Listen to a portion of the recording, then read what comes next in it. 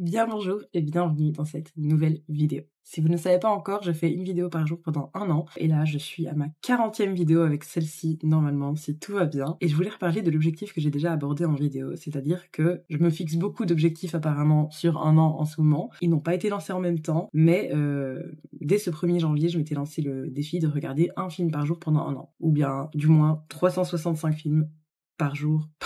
C'est tout par jour? Non, quelle horreur! Ou du moins 365 films en 1 an, même si j'en regarde pas un tous les jours, mais que j'en regarde 2, 3 par jour, et puis un jour ou 2 je regarde pas, c'est pas très grave. Bref, 365 films en 1 an. Sauf que je suis en retard dans cet objectif qui est quand même assez difficile à tenir quand on a une vie bien remplie, qu'il y a des soirées où je suis pas libre, pour regarder un film, où j'ai une vie sociale aussi que j'aime beaucoup, et je ne veux pas qu'elle en souffre, donc forcément ça demande aussi des séances de rattrapage pour regarder des films après. De retour sur les bancs de l'école.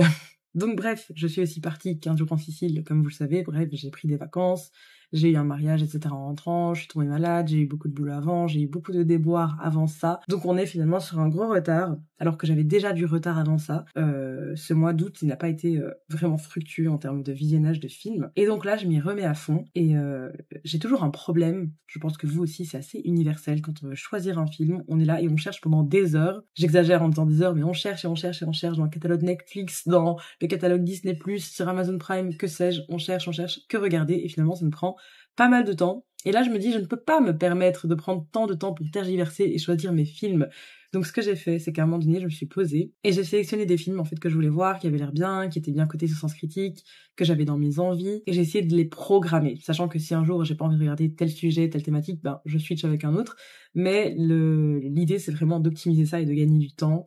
Et même quand je sais pas quoi regarder, j'ai au moins des idées toutes prêtes et hop, on regarde.